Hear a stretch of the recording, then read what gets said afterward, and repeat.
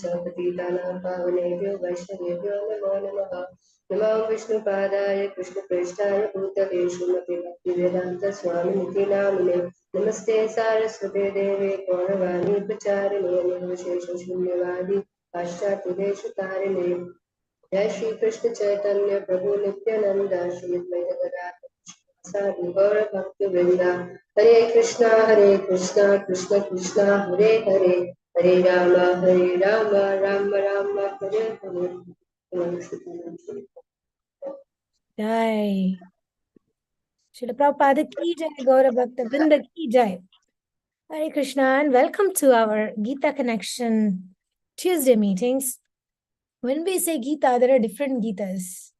There is Bhagavad Gita, there is Uddhava Gita, there is Avaduta Gita, there is Brahmara Gita, and there is Uddhava Gita, of course. So today I want to give a little bit of synopsis in terms of what happened during the time of Krishna's departure. So after the Kurukshetra war, the Kauravas were dead. And, there are many theories, right? What actually happened. And Madhvacharya, in his commentary to Mahabharata, he gives us like an in-depth analysis of the times during which Krishna left. Krishneshwar Dhamo Pagate, Dharma Jnana Bisaha. So by the time that Krishna was planning his departure, it was all pre-planned. He's a Nataka Sutradhari. Krishna is the director of this games of what is going to happen between the transition from Dwapara Yuga ending into Kali Yuga entering. Now, when Krishna's children and grandchildren, they had all become a little bit puffed up. Our acharyas say, oh, we belong to Krishna's family. So on one point, the story in Bhagavatam comes about this Samba. Samba was a grandson of Krishna, and they all wanted to go and test these sadhus who were at Dwarka. They wanted to go and check them out. And Samba was actually very beautiful looking, like so beautiful. You imagine, right? Krishna's DNA, very beautiful looking. And he was so beautiful that he looked like a pretty girl. And it's not in like a negative way, it's in a very positive way. Some boys, like, if you actually look at most handsome men in the world, many of them have that very beautiful features, very pleasant, very feminine features. So all these the children, they decided to dress Samba like a woman. And they made him pretend like he was pregnant. And then they all went to these rishis and they were all joking and they wanted to test him. They say, oh, my dear sages, is this lady going to have a son or a daughter? They went and they were very offensive. And they were like, let's see what they're going to say. So, what a Kali Yuga symptom. How can Krishna's descendants degrade to such a level of insulting, mocking, bullying sages? Why would that happen? How did it happen? This is a big question. Okay, why did it happen? Most of the times when we read these stories, when we hear these stories, we hear the story part, but we don't look within to see God's hand. So today we'll look a little bit closer into the mysteries behind these happenings. So these sages, they look at this boy and they look at the pregnant woman and they say, you guys have really the audacity to do this? Really have this audacity to do something like this with us? I mean, these are powerful sages, okay? During this time, just with one mantra, they could kill Vena. They're very, very powerful sages. They immediately knew these boys were playing with them. So you're going to play with us? Fine. You want this lady to deliver a baby? She's going to deliver a huge iron rod. And that iron rod is going to destroy your whole dynasty. Oh my God. And then the kids realize what they have done, what they had done. So then they rushed back. So Krishna, you see, he never took up the throne. He never became the king. He always would allow, he always put other people in throne. So there was Ugrasena, and Ugrasena's father was Ahuka. So Ahuka was the oldest person, and Krishna, what he did, he put him as the king of Dwarka. So Ahuka was the the emperor. So these kids, they thought, who do we go and tell this? Because they needed to inform the elders that this curse just happened and the whole Yadu dynasty is going to be killed. Everybody's going to die. So they all rushed to Ahuka. And then they told Ahuka that we did this stupid mistake. And then because of that stupid mistake, the whole dynasty is going to be destroyed. And then, of course, the whole pastime unveils itself. And this is one curse, okay? One curse was the sages. And then there is, of course, Gandhari's curse. But before coming to Gandhari's curse, let's stop for a second at the sages' curse. You know what the curse of Gandhari was? Her curse was that, anyway, I'll come to the Gandhari's curse in a second. So we may ask this question, how and why didn't Krishna prevent the destruction of his own dynasty? He's Supreme Personality of Godhead, right? He's Aham Bija Pradapita. He's the father of all living entities. He's Sarvaloka Maheshwaram. He's the Lord and Master of the entire universe. He's Akhilanda Koti Brahmanda Nayaka. He's the hero that can save thousands and thousands and thousands of people, as he did. He saved the Pandavas. He saved all the 16,000 princesses, right? He saved everybody. So why couldn't he save his own dynasty? It's a big question. So the answer is given by our Vaishnavacharyas and specifically Madhvacharya. That, see, Krishna always admires and respects the sages, especially, I forget the verse.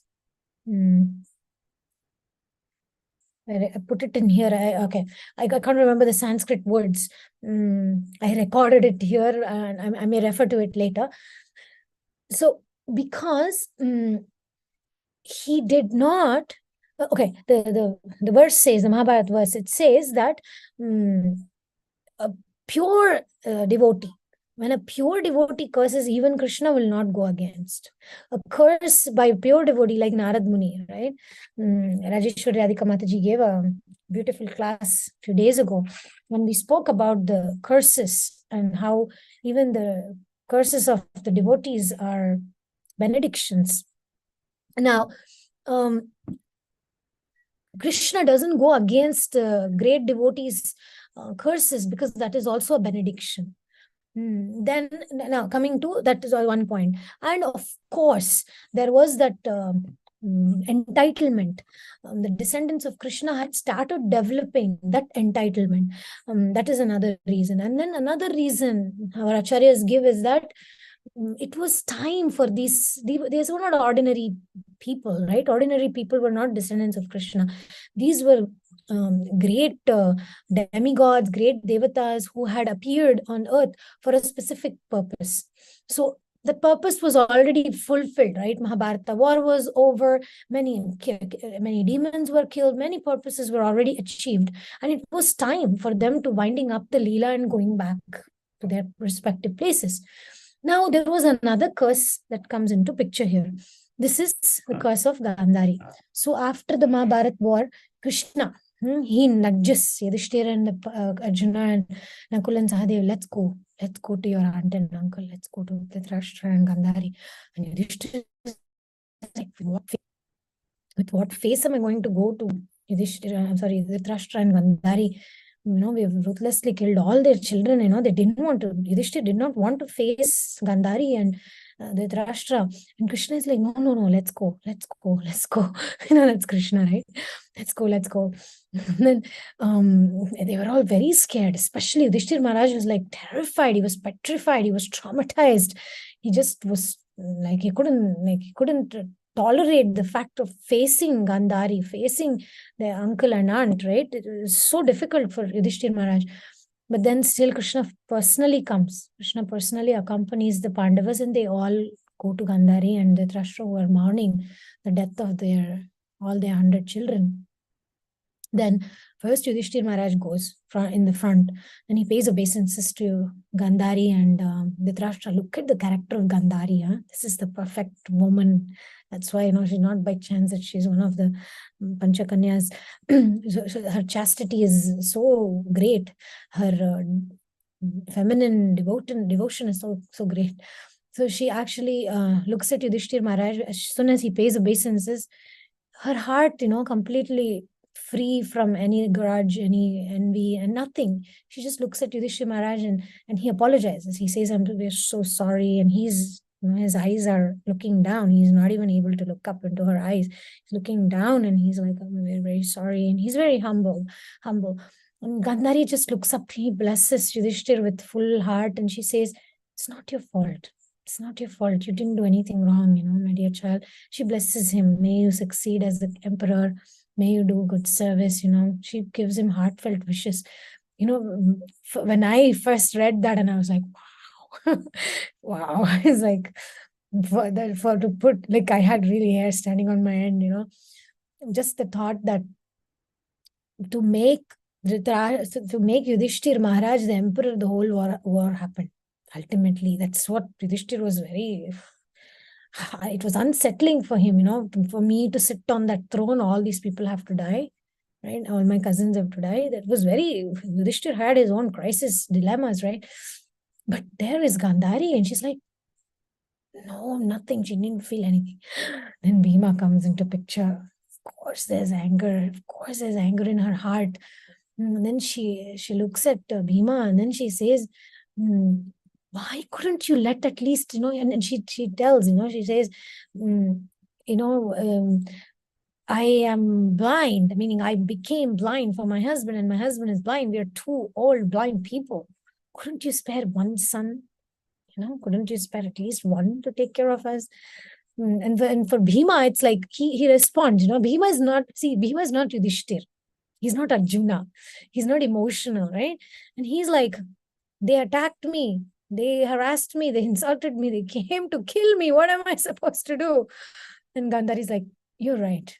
They did. They attacked you. They actually wanted to kill you. They took away everything from you.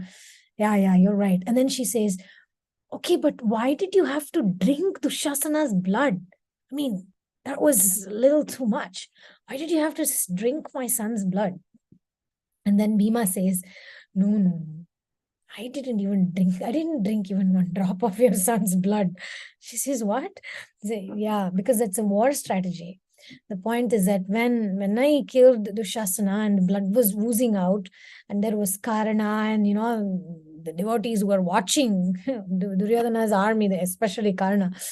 Karna was watching at a distance, and he made the whole strategy look like he was drinking the blood. Actually, what is that verse? Let me just. Oh, these Sanskrit words are so good. Let me find them. Sorry, just a second. दन्तान्तरं न प्रविवेश रक्तम् Dantantaram na pravivesha raktam. So Bhima responds to Gandhari, and he says, not even a little tinge of blood touched my lips. Mother, my dear mother, not even a little bit of blood touched my lips, actually. It's just a war strategy. And as soon as Karna saw that something that is appearing like I drank the blood of Dushasana, he immediately fainted. Karna and others, I can't remember the other names, but Bhima says when Karna noticed that Dushasana's blood, he was drinking Dushasana's blood, then he fainted. So, I was thinking of many interpretations. Sometimes we find random interpretations which are not authentic, authorized. Some people say that Bhima drank the blood. Actually, he didn't drink. Okay. He's not a cannibal or something. He didn't drink. Okay. So then Krishna standing there, and Gandhari looks at Krishna, and I say, Kapata Nataka Sutradhari, it's all you, Krishna.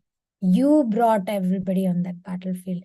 You orchestrated the whole thing. In 18 days, you killed the whole 18 Akshohini Sainyas. It's you. And if anybody needs to be cursed, it's you. And then she says, right in front of you, your whole dynasty will be killed. You'll all be dead. And Krishna is like, thank you, mother. I'm so grateful for this. And Gandhari is like, what? I'm just cursing you that your whole dynasty will die and you're thanking me? Why are you thanking me?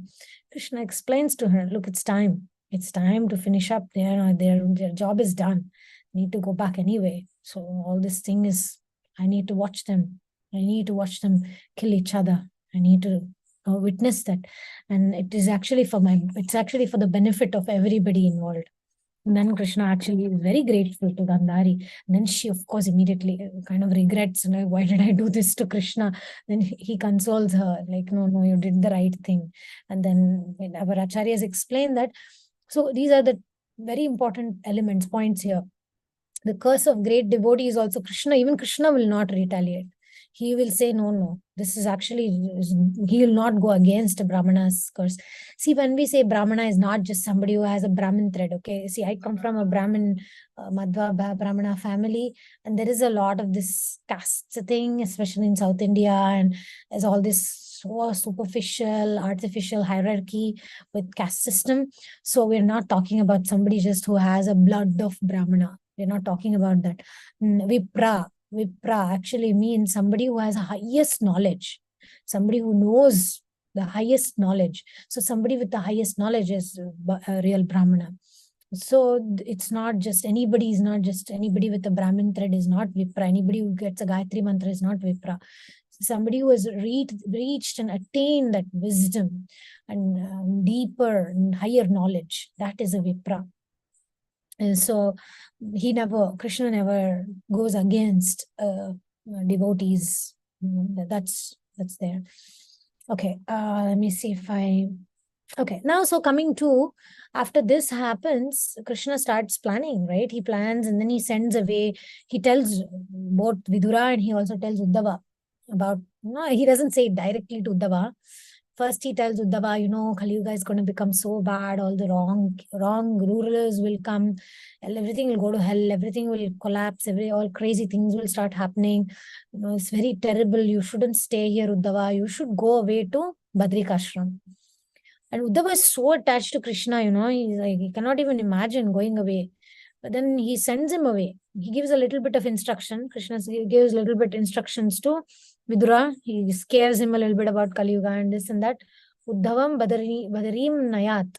He sends him to Badri. Please go, please go. So he goes. Uddhava goes there and he's trying to associate with the sages. He's trying to give some, get some relief, but he cannot. He cannot. He's not able to tolerate. And then he goes mad in separation from Krishna. And then he decides to come back to Dwaraka. So he comes back. And then he actually recites beautiful verses where he says, like, I'm so drawn to you, my dear Krishna. Like Ganges is drawn, Ganges flows towards the ocean. I'm always flowing towards you. I can't live without you. I don't want to go to Badri, please don't send me to Badri. I want to be with you. I can't live without you. What is my life without you? I can't just do that. Krishna, he's Krishna. Kshanapti, I can't remember the Sanskrit, sorry. Kshanapti, something like, not even Krishna, Keshava, oh Keshava, I can't stay even 1 second without you. It's impossible for me to stay even 1 second without you. Then that's when Krishna basically preaches a whole, before Uddhava Gita comes this Avaduta Gita. So in that Avaduta Gita, there is the Yadu who has a lot of, he has heard, from different teachers, masters. And then there is this Avaduta who comes, and that Avaduta is so peaceful, totally at peace and very happy. Krishna tells Uddhava, before I give you instructions, I want you to take these instructions, go to Badrikashram. And he says, just like Ganges starts from Badri and flows everywhere else in India, I want you to be a messenger of my last message before I depart. So I want you to go to Badri and I want you to give that message to the sages and everybody else. And this is what I want. And then, but before Uddhava Gita, he reveals the Avaduta Gita. So he explains about this particular Avaduta who Yadu meets. There's a whole lineage of Yadu. Right now, I can't remember all the names.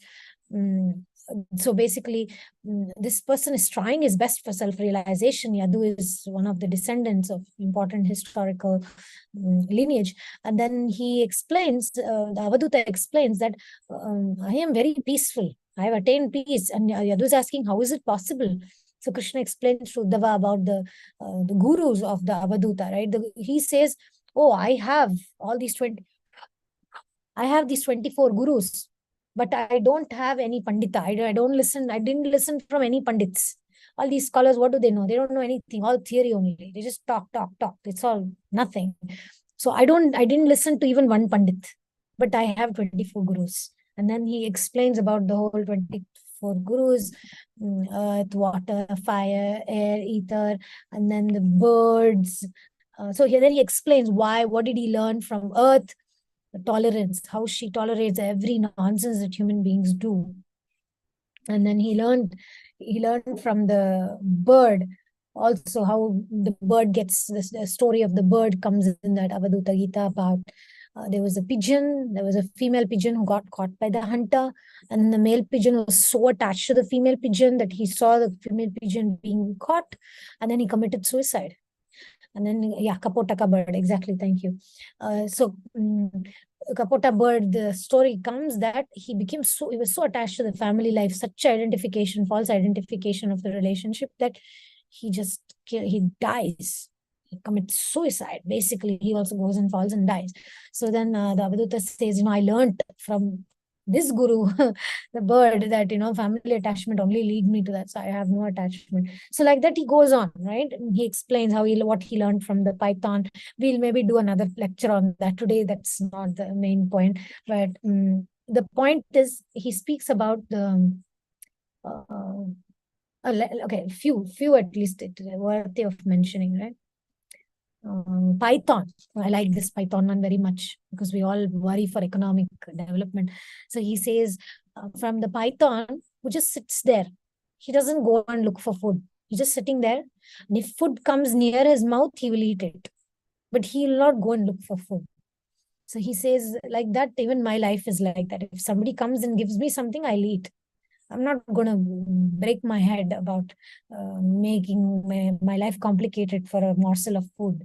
And, I was thinking, most of our life is that complication to try to find food. We engage everything we have in that effort. So much over endeavor for that.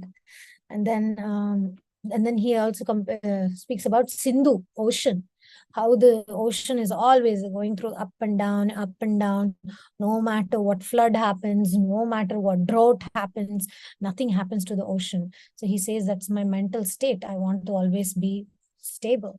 So he really impresses, upon this point that we don't need like scholarly interpretations. We can learn just from Prakriti. We can learn from the things that are around us. We don't need some sort of complicated intellectual analysis. And Krishna, for a purpose, gives Avaduta Gita as the basis, as a foundation, before he speaks about Uddhava Gita.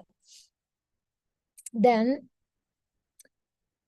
okay, let's see. Yeah, Dharma.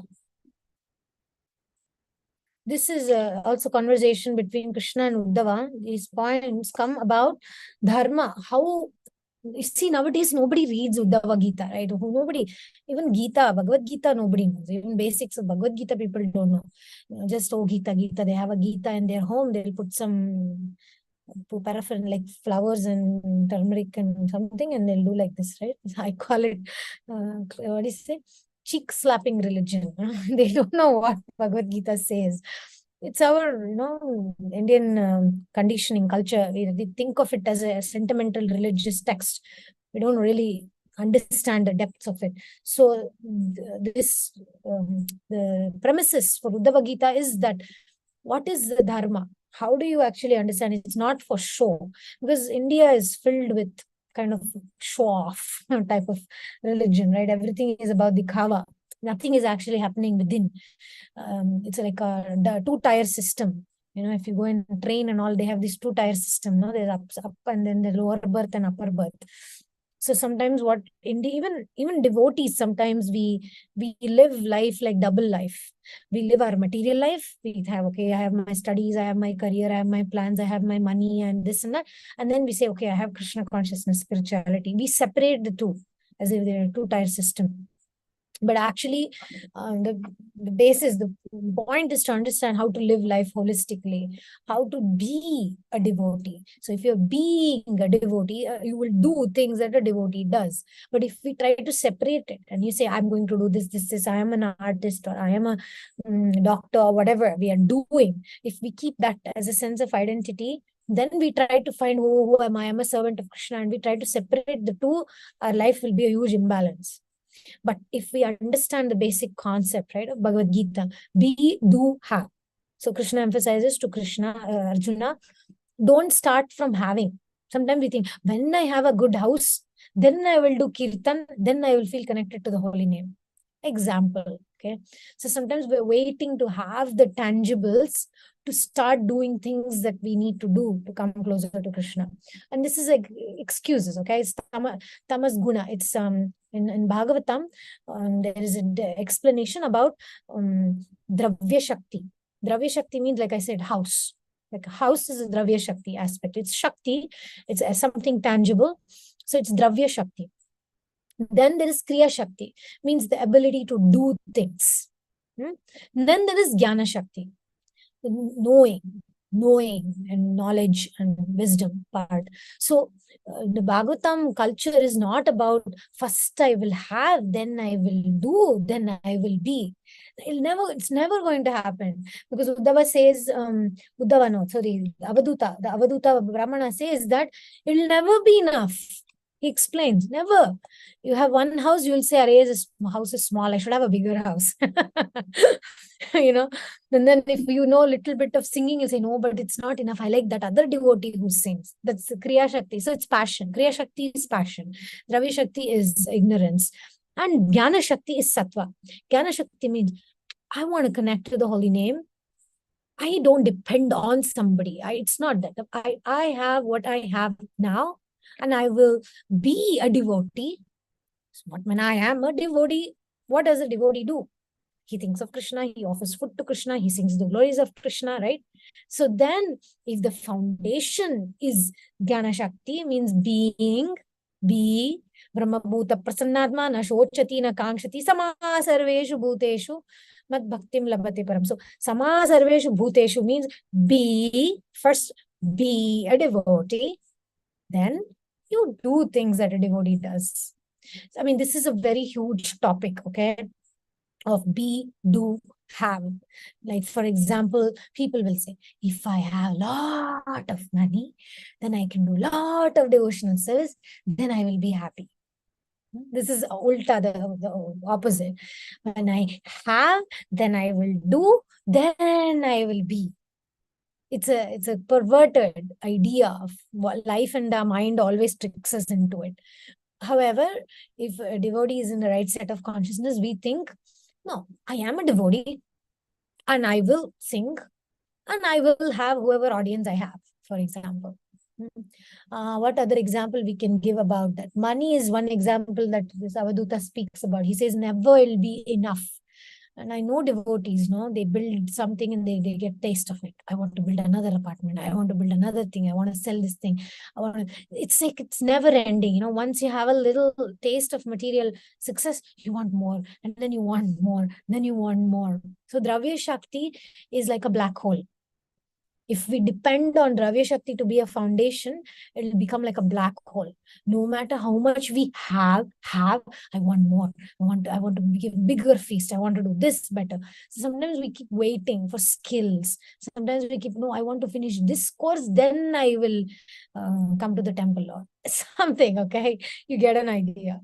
So something to think about. So Krishna is giving Uddhava that base, that foundation. We do have. Oh yeah, the Avaduta, there's another example he speaks is about the bee, He says about the beehive, how the bees only go for honey, right? They only select the beautiful, nice, delicious flowers and they make honey. So he says, I have learned, bee is my guru, because I have learned from the bee to capture only the good. That's actually one of my favorites. When I opened my YouTube channel some years ago, I called it the Wisdom Bees. Means like we all have problems, and sometimes we get into tamas guna. Oh, oh, my life sucks, I am a victim, and this is happening. But this be consciousness is like, no, how do I see Krishna's hand in this? Like Krishna did. He thanked Gandhari for the curse. And he saw the opportunity in the sage's curses. Oh, and then you know what happens, right? That iron rod, when basically the king orders that let it be powdered, because immediately Samba does give birth to that big iron rod. And then the king takes it and grinds it into pieces and throws it into the ocean. What a great idea. Another mistake, right? Throws it, they say, right, when karma is like a calf, will find the cow. So they grinded this whole thing and put it into the ocean. You know what ocean does, right? It will not keep anything inside. Even if, like, say, animals die, like a whale dies or a fish dies, right? It'll push it to the shore. So similarly, when this metal was powdered and put into the ocean pushed all this metal and it came to the surface. And there was one little piece which was not powdered. And then this hunter finds it, and then he makes it into an arrow. And that arrow is what hits the Lord to end his pastime, which Krishna was waiting for. But everything happens, exactly according to Krishna's plan, because he has a purpose. So we may think, why he doesn't avoid things? And we think, no, because he wants it. Yeah, first, before the hunter gets a fish. Sorry, the fisherman gets a fish. And inside that fish is this little metal piece that the fish had swallowed. And then he makes the arrow from it. Yeah. Activity. So, let me see, what time is it? I wanted to give a little time for discussion, so I'll wrap it up in 2 minutes. So these pastimes are important for us on a historical point of view, and from a psychological point of view, from a spiritual point of view, to understand how Krishna was preparing. And then he, of course, sent Uddhava, right, to go there. And then, there's a whole, okay, this one last point about, in the Puranas, there is a mention about Krishna, how long he lived. Okay, many Puranas says he lived for 25 years. 125 years. Many places you will read that. But actually, Madhvacharya says, no, it's actually not 125. It's a mistake. And in other places, it says, no, he lived for 104 years and 3 months. No, 4 months. 2 months, sorry. 104 years and 2 months. And then there appears to be an apparent contradiction, even in the Puranas, how long Krishna lived. It looks like a contradiction. It looks like somebody saying one thing, somebody else is saying something else, and people say, come on, don't talk about Krishna's age, Anyway, these things, we try to like avoid looking at what is there. So in Vedanta Sutra, there are different principles, right? And the third principle is Tattu Samanvayat. Means we have to weigh the apparently contradictory statements, because it is said that purposefully the Puranas will purposefully confuse people because they want to keep ignorant people away from the knowledge. So it is meant for only those who have implicit faith, who have two things. What was that? Intelligence on two levels. One is mathematical, which is Ganita. Come on, calculate properly. And then it is explained, Madhvacharya explains that it's written 50 seasons, 50 something. And then if you actually divide that becomes 4 years, if you add the cycles and the seasons, it becomes 4 years and 2 months. Like that. So he explains very cleverly, both statements are true. 125 is the number, but 125 is not the number of years he lived. Actually, it is 104 years and 2 months. So he says, Ganita and Manovijnana. A person, in order to understand scriptures, needs to have proper mathematical ability and proper Manovijnana. Manovijnana means like science of the mind. Like proper understanding, proper scientific mind. Psychologically, one needs to be capable. Psychically, one needs to be capable. You can't just see one thing. Like Prabhupada also, right? Many places he says women are less intelligent. In Gita only he says that. In some other place, he says, I want women to also go and preach with the scholars and argue with the scholars. Prabhupada says. One place, Srila Prabhupada says, women should make churn butter and they should cook and take care of children. This is their duty. This is what they need to do. Prabhupada says in one place. In another place, he does say women should be like a lion in the chase. They should go out and distribute books and be Sankirtan lions. So people will fight. But why? Because of our ignorance. Somebody will say, no, my Prabhupada is better than your Prabhupada. No, people do that all the time. My quote is better than your quote. What I'm quoting is more important. What you're quoting is not very important because you're quoting, right? So there is this whole ajnana thing. We think because it's my guru. There is nothing like my guru, your guru. Guru Tattva is one. And then because of our ignorance, we get confused. My guru, your guru. So there was a story. I like this story. I quote it often. There was these idiotic disciples of a guru, and the guru was resting one day, and these disciples were fighting over,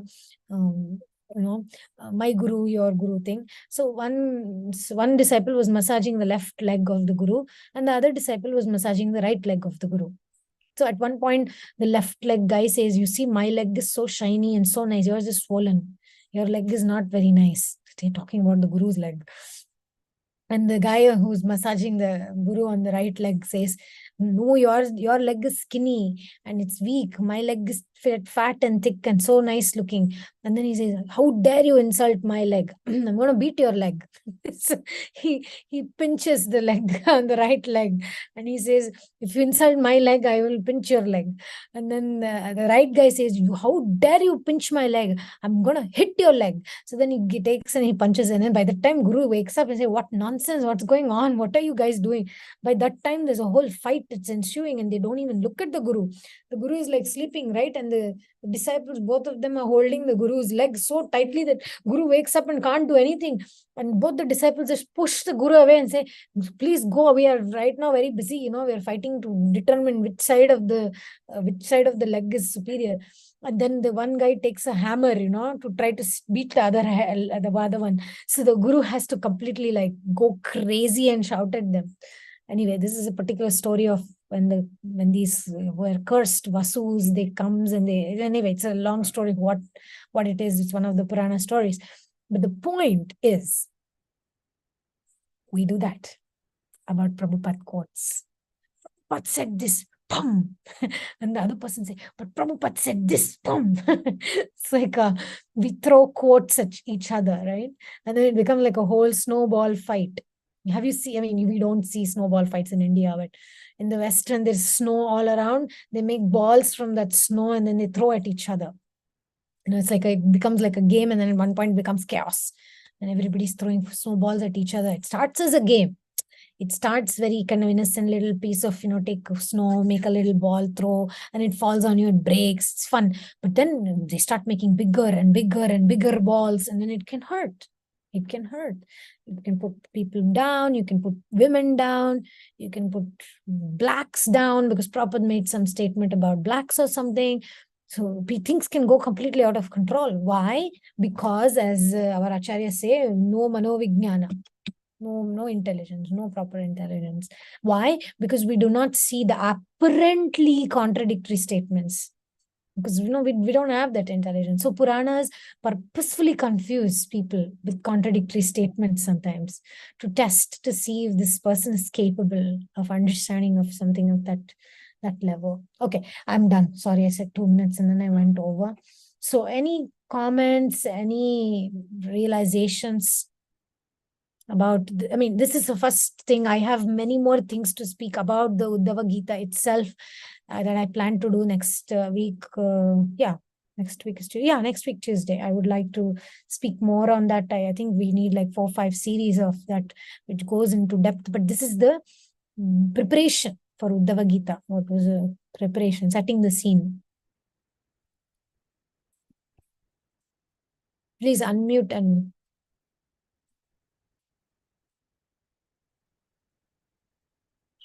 Hare Krishna, Mataji.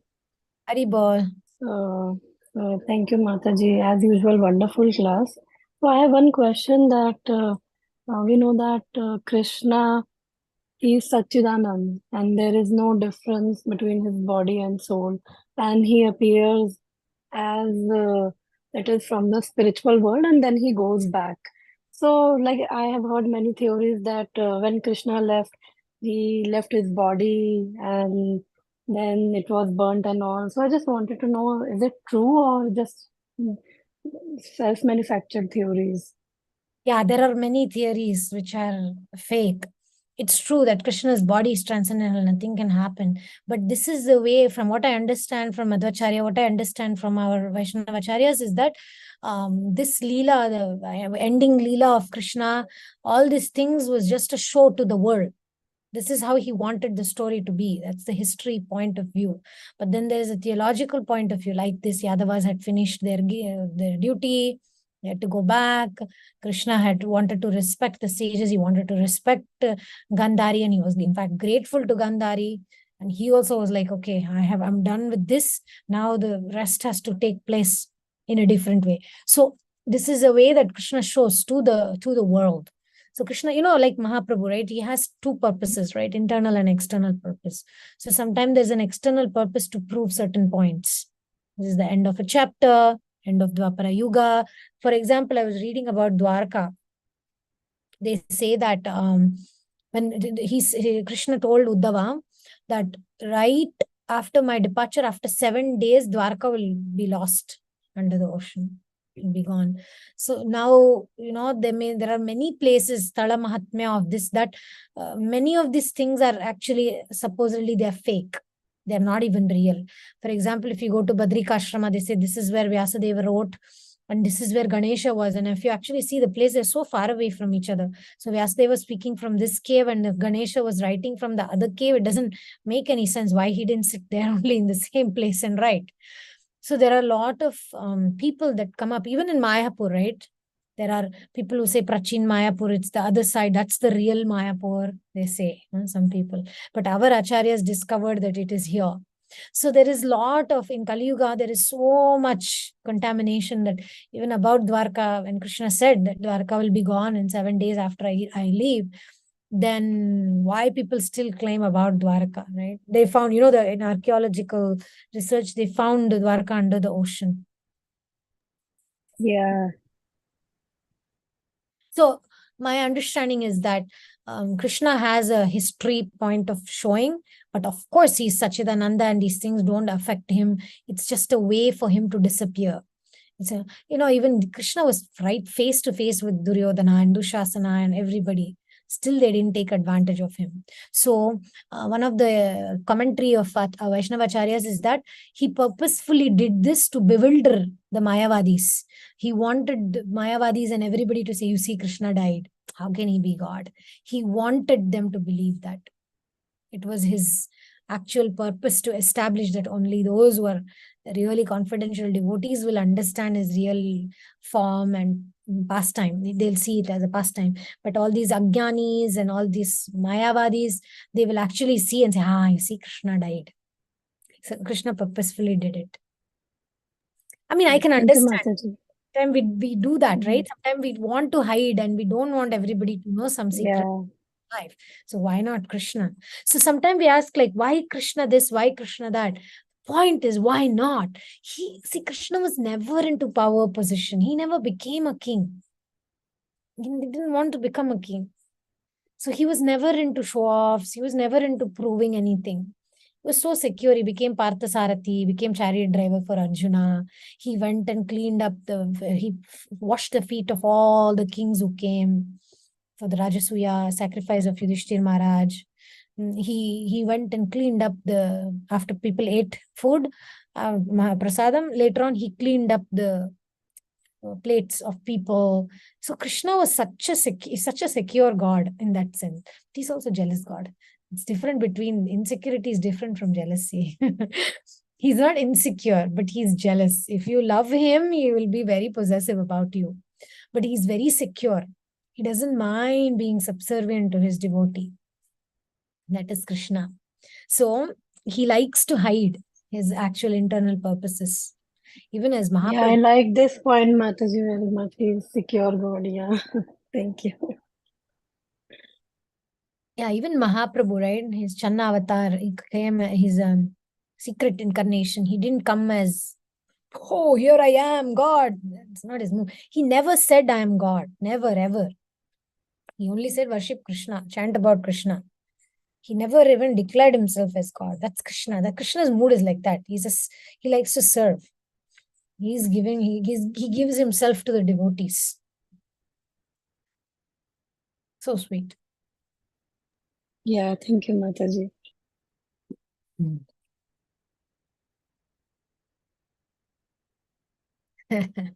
So sweet. Any other comments? Sarva Mangala, you have any comments? Yeah, Trikaya, go ahead. My humble obeisance. I like the point when you said the chastity of a woman, the way Gandhari reacted and how powerful she was is very fascinating. So every woman should be chastised. But it is very easy to say, but very difficult to be like that. So how can someone? Every woman should be chaste, you mean? Or No, chastised. Oh. A Every woman. No. She should be like the ideal woman. How chastised Gandhari was. So how to say chaste, I think. Chastity you're speaking of. yes, chastity. Because, okay, chastise means to scold, to rebuke. Okay. Chastity is different. Okay, I understood now. Okay, chaste. Every woman should be chaste. Okay, yeah. So how can someone be like that? How she was. See, chaste, what is a chaste woman? A chaste woman knows that she's protected. She knows that she's taken care of. She doesn't look for shelter here and there. That's a chaste woman. So when somebody is sure of their sense of identity, they know who they are, they know what's their purpose. Actually, even in Vedic astrology, the chaste women, they don't easily bend and be codependent and people pleasing. Because when a woman is like trying to please everybody, it's not chaste. Chastity is not just on a sexual, sensual level. Chastity is a state of mind. When we look for, I want people to admire me, I want people to like my posts, that is already weak, because means we are looking for validation. We're looking for validation externally. Chastity means that you're validated by Krishna already. And you don't care if people criticize you or people admire you or people praise you. No. ಆರು ಮುನಿದವರೇನು ಮಾಳ್ಪರು ಆರು ಒಲಿದವರೇನು ಮಾಳ್ಪರು ಆರು ನೇಹಿಗರಾರು ದ್ವೇಷಿಗಳಾರು ದಾಶೀನರು ಕ್ರೂರ ಜೀವರ ಹಣಿದು ಸಾತ್ವಿಕ ಧೀರ ಜೀವರ ಪೊರೆದು ನಿನ್ನಲಿ ಸಾರ ಭಕುತಿಯ ನಿತ್ತು ಪಾಲಿಸು ಶೇಷಗಿರಿವಾಸ. So what can anybody who praise you, what can they actually give you in this world? Nothing. What can somebody who chastises you, if somebody chastises you, insults you, puts you down, kya bigad lenge? They cannot touch you. As a soul, you're fixed, right? And who is an enemy? Who is a friend? If Krishna is your friend, even if the whole world is your enemy, nothing can touch you. And if Krishna is your enemy, even if the whole world is with you, like Duryodhana, right? What did he say? He said, right? All these Bhavan Bhishmascha Karnascha Kripascha Samichinjaya Ashwathama Vikarnascha Saumadattis Tataivacha Anye cha Bhavashura Madarte Tyakta Jivitaha Nana Shastra Praharanaha Sarve Yuddha Visharadaha. All these, he mentions all these great warriors, they have come here in this battlefield to give up their lives for my sake. They are all very, very expert in all kinds of weaponry. Look at the attitude, right? He thinks everybody is with me. Krishna, one fellow who's not even going to touch the weapons. What he's going to do? That was Duryodhana mentality. So chastity basically means to be secure in who you are and to not settle for any lower standards or lower values for anybody. And that's why Draupadi is known as chaste, because when she called out to Krishna, later on she gets really mad with the Pandavas for betraying her, because they didn't protect her. They were protecting some superficial dharma. They were not even trying to protect her. So Draupadi is known as chaste because she was so sure about her identity as a servant of Krishna, as a friend of Krishna. And she knew that Krishna is there for her. So she didn't become depressed and blame her husband. She took shelter of Krishna, and that's chastity. So there are 3 levels of chastity, at least 3 levels. One is a social level. Oh, you see, I cover my head and, I'm always like, Hare Krishna, and I don't look into people's face or head. No, like externally, like appearing modest and getting a reputation that, oh, this person is so chaste. That's very superficial level. And then there is a level of internal value system where you're like, I'm not going to bow down before I'm not going to kiss anybody's feet, so to speak, right? In modern expression. I'm not going to kiss somebody's feet to get my work done. I have Krishna on my side. That's chastity. To not bend your values just because you need something. To not be, that's chastity on an emotional level. But then the spiritual level of chastity is to know that I belong to Krishna. I don't want to serve the people of this world. I don't want to give myself to any of these people. There is this bhajan. Kayalarenu Krishna Kandavara Bhagida Nai Kunnigalante Parara Pidisuta Tirugi Puttalare Parara Bhadisalare Paripariya Kashtagala Anubhavisalare ಜನನ ಮರಣಗಳೆರಡು ಪರಿಹಾರ ಮಾಡಯ್ಯ ಮುರವೈರಿ Shri Krishna says, I am sick and tired, my dear Krishna, waiting like a puppy at the doors of people, waiting for them to pat me on my head and say, well done, waiting for them to accept me and give me some crumbs of affection and to give me some false shelter. And I am sick and tired, my dear Krishna, keeping taking birth again and again and again, trying to achieve my material sense gratification in different ways, different forms, different shapes. I am tired, my dear Krishna. Janana maranagal eradu parihara madaya. So, my dear Krishna, today I am requesting you to relieve me, free me from this bondage of birth and death and this looking for substitutes in this world. I am done looking for substitutes. For lifetimes, I've been looking for substitute to you. But my dear Krishna, today I take shelter of you. Please take me as yours. I don't want to be a dog or a puppy at anybody's door. I don't want to keep taking birth again and again. I want to finally learn my lesson that I should not look for substitutes in this world. So that's the idea. Does it help? Yes. Chastity is that point, that to not become a dog or a puppy in front of anybody, but to know your worth. And what is your worth? You're a precious child of Krishna, and he loves you. Don't let your own mind drag you. Don't let anybody else drag you down. You maintain that mood of humility that I belong to Krishna. He takes care of me. And when whatever happens, you see it as Krishna's hand. But don't give in to tamas guna and rajas guna of this world. That's real chastity. Then as we're reading in our Gita and Bhagavatam classes, we're not affected by the externals. We know this is Krishna's hand. Right? We know there is Krishna in the heart of these people. This is happening for a reason, and then we are at peace.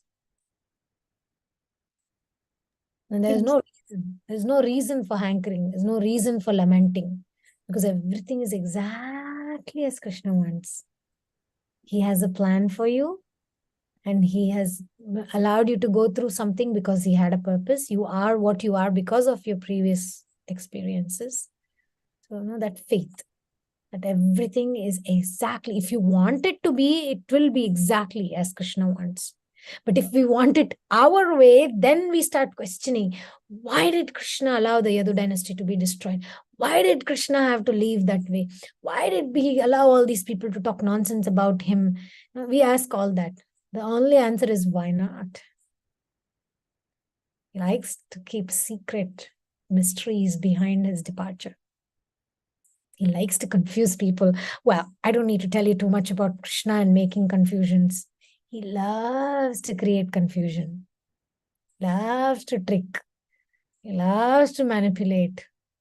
So people like that. Like Prabhupada would say, those who want to be cheated, they'll be cheated. So Krishna is like, oh, these people are very attached to the flowery language of the Vedas and they like to complicate matters. He says, okay, go ahead, do it. Ye yathamam prapadyante tam tataiva bhajamiham. You want to complicate your life? Please go ahead, be my guest, Krishna says. Thank you. Thank you. And one more thing, Kapata Nataka, what you said now, what is the name of Krishna? Sutradhari. Thank you. Nataka means the drama of life, okay? Sutradhari means the director. Sutra, the one who, like a puppeteer, like Krishna said, Prabhupada said, na, if you brought me here to dance, then make me dance like a puppet in your hands. Prabhupada wrote in his poem in Jaladuta. So that's like a Hindi version of Krishna is the puppeteer of the drama of life. Kapata Nataka Sutradhari. And how he will weave the stories, it's not very easy to understand. It will all be very hidden. Why things happen, we will know only later. That's why he's like, Kapata means like it's not straightforward. It's very, what's the exact word? How do you translate kapat? Crooked. Yeah. In fact, he even stands in a crooked manner. It's like a symbolic representation that, hey, I'm not so easily understood.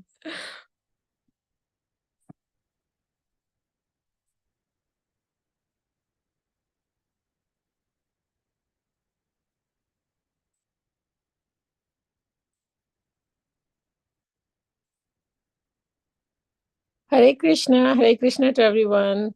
Very nice lecture. Thank you so much for sharing it. Uddhava's service and devotion always attracted me in the beginning of my Krishna consciousness to see how he was so humble and loving Lord Krishna.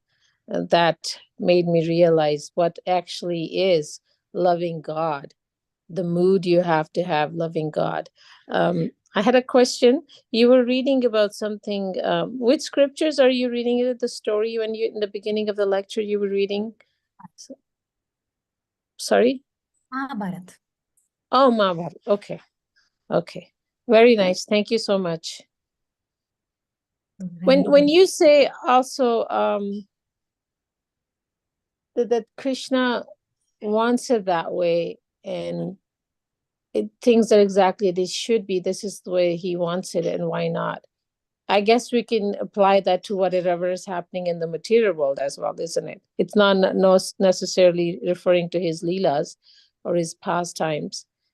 It's also as far as in whatever's happening in the material world, whether we might find it's difficult to see, Right. difficult to. I think there is a thin line there to say that everything, all the atrocious things, all the cruel, harsh things that's happening is what Krishna wants. It's not exactly like he wants. It's not like every child that is abused or every woman that is raped. It's not exactly like Krishna wants that. So in material context, we have to be careful to apply that principle. It's like, because sometimes abusers use that. I was there and Krishna allowed it to happen. So, like that. But he may allow, but that doesn't mean that's what he wants. He may allow because what was that story I was thinking? Even when the Samba and the boys go and do this, what I mentioned in the beginning, how they go and try to test the sages and make fun, will it be a boy? Will it be a girl? Because of that kind of arrogant attitude of theirs, they really got into trouble, right? And Vinash Kale Vipreet Buddhi, they say in Hindi. It means when your end is coming, some people are very kind of sinful, but then you can see when their end is coming near, they become even more crazy. They lose it all. Even happens with politicians or actors or leaders. Somebody dies taking drugs, like people go crazy in the end when the end is coming. Same thing with Duryodhan also. Vinash Kale Viparit Buddhi. He wanted to capture Krishna. He tried to capture Krishna. It's like, what stupidity, Mhm. Mhm. So I guess in this material world, Krishna watches them. Oh, you want to do more and more strange things. Like Hiranyakashipu, the seventh canto, Prabhupada speaks about Hiranyakashipu. He says, very powerful, right? He had acquired a lot of powers. So in the beginning, nobody, all these demigods, they couldn't face Hiranyakashipu's strength and power. And because of the strength and power, he was even able to torture Prahlad, little boy, his own son. But then after he started torturing Prahlad, he started losing his powers. Prabhupada mentions that, Bhagavatam mentions that, because he started to become weak and weak and weak because all the Shakti he had were going away for abusing Prahlad. So we may ask, right, why did he allow Prahlad to be abused even that much? Well, because of that abuse, the end came near because of that abuse. If he did not even, Krishna tells the Devatas, don't worry, he's going to start abusing and torturing little Prahlad, who's a pure devotee. That's when he will bring his end closer. So sometime the bad things, what is it called? Like there needs to be that storm before the rainbow. There needs to be that storm. So sometimes people need that ending to begin. But again, we don't believe in eternal hell.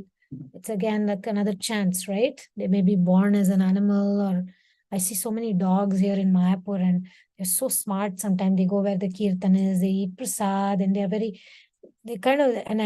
Prabhupada said that if devotees don't perfect and they have very sinful desires, or they act in very sinful ways, etc., they'll be born as animals in the dham. So even in Vrindavan, you will see very naughty monkeys, but so clever. They'll come and steal your glasses and then take that glass and give to the shopkeeper in exchange for 2 bananas. Then they'll steal your camera and go and give it to the shopkeeper. And if the shopkeeper gives 2 bananas, the monkey will say, what, are you kidding me? This is a camera. Give me the whole bunch, then I'll give you. They are so smart. So they know the value. If they steal a glass, they want 2 bananas. If they steal a phone, they want 10 bananas. And if they steal a camera, they want one whole bunch of bananas. They won't give you otherwise. So these are not ordinary animals. These are some devotees only who got stuck in that body. So Krishna gives opportunity to purify.